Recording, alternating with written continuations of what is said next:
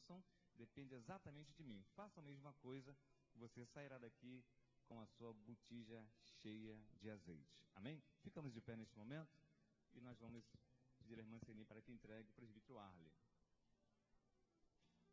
Louvado seja Deus. A paz do Senhor para a igreja. Oremos. Amado Deus e eterno Salvador Jesus Cristo, te louvamos, Senhor, pela bênção de estar na tua casa.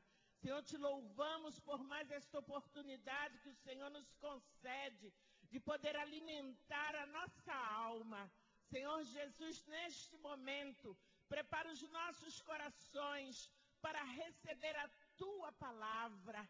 Usa o teu servo, meu Senhor da glória, na medida em que cada um necessita receber, e assim alimenta a tua igreja. Estamos na dispensação da tua graça, em nome de Jesus, amém.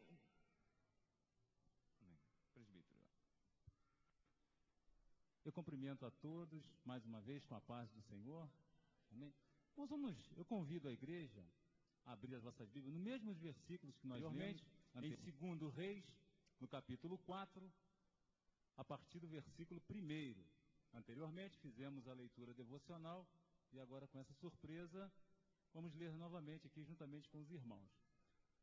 2 Reis, capítulo 4, versículo 1. Você de casa, os internautas que estão acompanhando esse culto, também pode abrir as suas Bíblias e acompanhar conosco esta leitura. 2 Reis, capítulo 4, a partir do versículo 1. Amém? E uma mulher das mulheres dos filhos dos profetas clamou a Eliseu, dizendo: meu marido, teu servo, morreu, e tu sabes que o teu servo temia ao Senhor. E veio o credor a levar-me os meus 2 filhos para serem servos. E Eliseu lhe disse: que te hei eu de fazer? Declara-me o que tens em casa. E ela disse: a tua serva não tem nada em casa, senão uma botija de azeite. Então disse ele: vai, pede para ti vasos emprestados a todos os teus vizinhos, vasos vazios, não poucos. Então entra, fecha a porta sobre ti e sobre teus filhos, e deita o azeite em todos aqueles vasos, e põe à parte o que estiver cheio. Partiu, pois, dele e fechou a porta sobre si e sobre seus filhos. E eles lhe traziam os vasos, e ela os enchia. E sucedeu que, cheio que foram os vasos, disse a seu filho: traze-me ainda um vaso. Porém, ele lhe disse: não há mais vaso nenhum. Então o azeite parou. Então veio ela e fez saber ao homem de Deus, e disse-lhe: vai, vende o azeite, paga a tua dívida, e tu e teus filhos vivei do resto. Amém? Podeis assentar, irmãos, em nome de Jesus.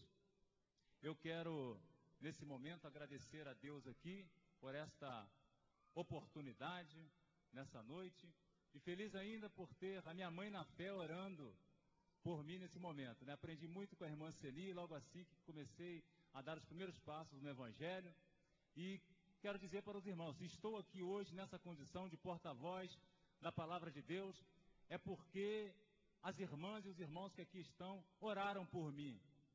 Se eu estou aqui hoje é porque a Assembleia de Deus de Belfor Roxo ainda tem profetas que honram, louvam e adoram a Deus.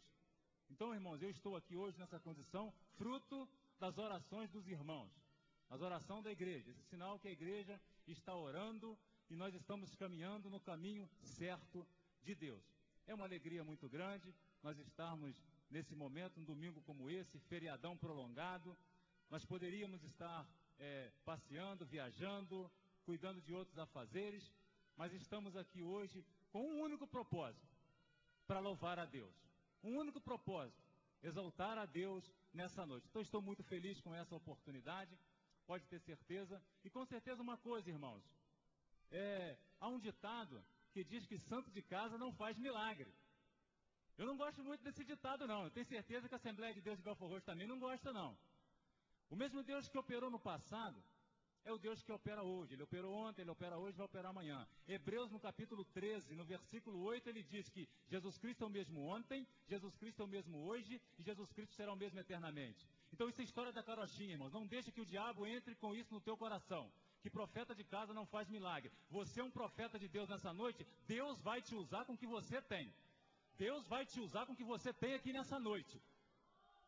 Deus vai usar a mocidade, Deus vai usar os adolescentes, as crianças, os irmãos e o ministério. Ele operou no passado, mas no passado, no pastor fulano, Deus operava. Deus continua operando, não abra mão disso, irmãos. O Deus que operou no passado, Ele opera hoje. E vai operar hoje em nome de Jesus, porque eu creio nisso. Eu creio que aquele azeite, ele vai jorrar aqui hoje, em nome de Jesus. É só você crer. Abra teu coração nessa noite que você vai ver como que o azeite de Deus vai jorrar aqui hoje. Há profeta ainda em Belfort Roxo, pode crer nisso. Irmãos, note bem, dentro dessa palavra que nós lemos aqui, eu quero de antemão fazer um paralelo entre esta viúva e Eliseu. De um lado, nós temos uma mulher que tinha alguns problemas. Ela aqui relatou que lhe faltava alguma coisa em casa, os credores estavam vindo e havia tomado seus 2 filhos. Agora você que é mãe aqui nessa noite, você de casa que está nos acompanhando, medite bem numa coisa. Imagine alguém chegar na tua casa, tomar o teu filho, lançar a mão do teu filho e falar, não, agora enquanto você não me pagar, teu filho é meu escravo ou meu servo. Imagine então agora, irmãos, a agonia que estava passando aquela mulher naquele momento. Mas ela tinha algumas particularidades que o servo do Senhor ele não pode abrir mão. Ela era determinada, ela tinha coragem, ela tinha fé. Coisa que muitas das vezes, irmãos, nos dias de hoje nós deixamos de lado. A coragem, a determinação e a fé. Então tem determinados momentos, irmãos, que para receber a bênção, eu não posso olhar quem está na frente falando. Eu não posso olhar quem é que está na direção. Eu tenho que olhar para as promessas que Deus está fazendo na minha vida. Eu tenho que ver aquilo que Deus tem prometido para mim. E eu tenho certeza, irmãos, acompanhando a Assembleia de Deus de Belfort Roxo, já há 20 anos que eu aceitei Jesus Cristo, e até hoje, graças a Deus, não me desviei desse caminho. Tudo isso porque eu aprendi alguma coisa boa, está alicerçado dentro da palavra. Eu estou firmado, irmãos, não nos homens que passaram aqui, mas estou alicerçado na palavra de Deus. Então, irmãos, note bem comigo, aquela viúva, ela tinha um problema. E ela foi correndo ao homem de Deus, Eliseu, naquele exato momento. Eliseu ali, irmãos, observe bem, ele estava ali, vamos dizer, Eliseu foi um tipo de Cristo do Antigo Testamento. Ele representava a figura de Cristo ali no Antigo Testamento. Então eu quero colocar para os irmãos da seguinte forma, aquela viúva, naquele momento, a igreja do Senhor, e Eliseu ali representando Jesus Cristo. Aquela mulher representando a igreja do Senhor foi até Eliseu, um tipo de Cristo do Antigo Testamento.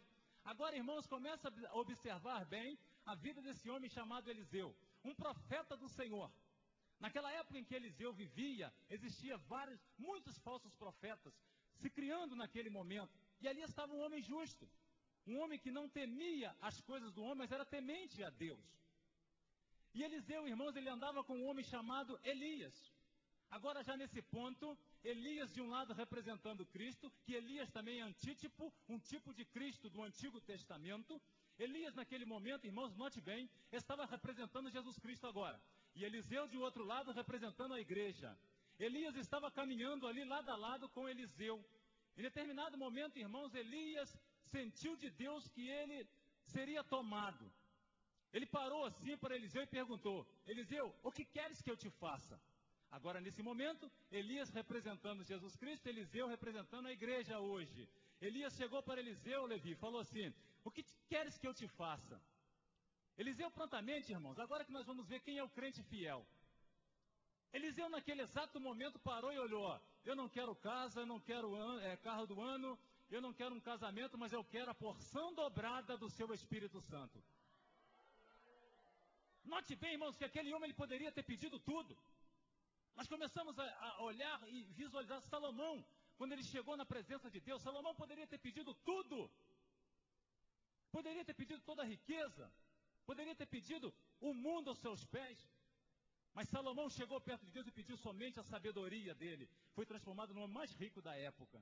Imagine você hoje, infiel ao Senhor, pedindo a Deus aquilo que você entrou aqui hoje, abrindo o teu coração, rasgando o teu coração, fazendo como o salmista falou no Salmo 122, alegrei-me quando me disseram, vamos à casa de Deus. Entrar na casa do Senhor é uma alegria, irmãos. Entrar na casa de Deus é alegria. Entrar na casa de Deus é rasgar o coração na presença do Senhor e começar a adorar a Ele.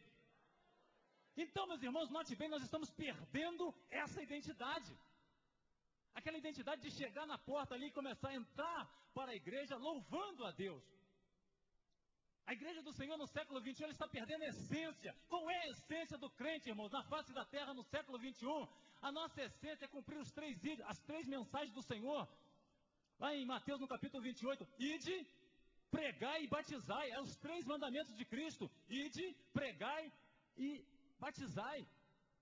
Nós estamos preocupados com o luxo que está dentro da igreja, com o ouro dentro da igreja, irmãos.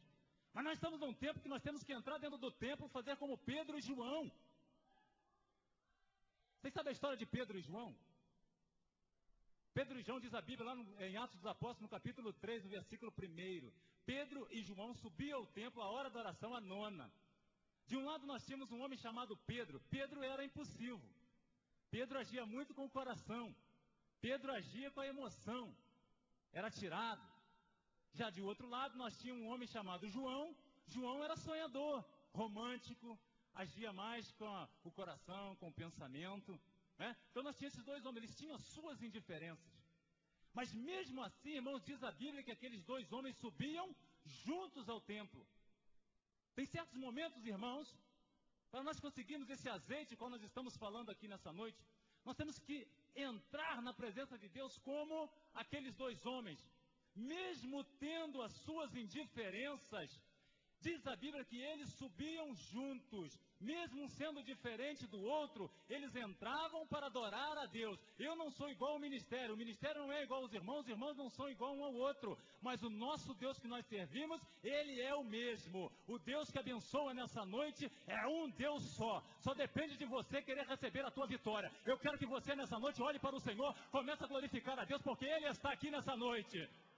Deus quer te transformar, igreja do Senhor. Chega daquela história que, eu não vou receber. Vai receber sim, levanta a tua cabeça, começa a profetizar a tua vitória e olha que só o Senhor é Deus.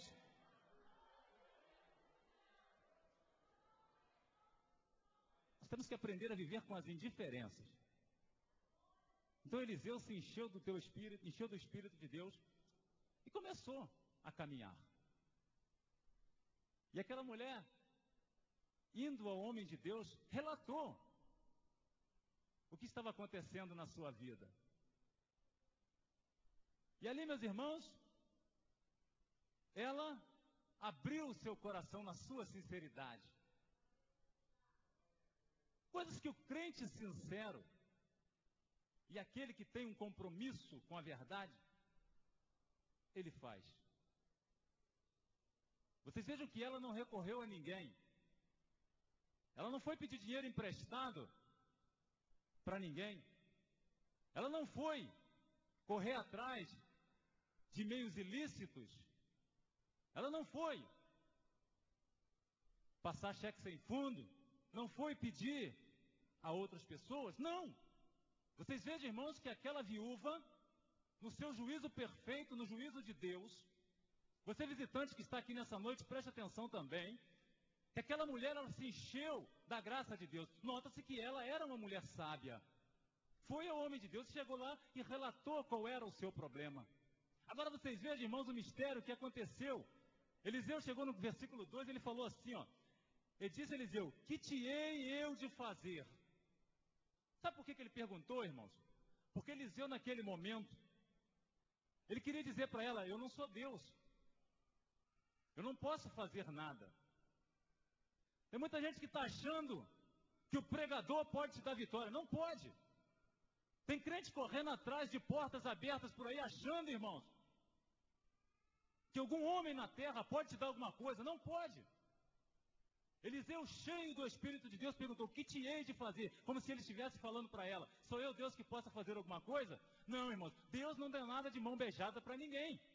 Então veio o homem de Deus e deu uma palavra para ela, no versículo 3, então disse ele, vai, pede para ti vasos emprestados a todos os seus vizinhos. A bênção ia ser tão grande,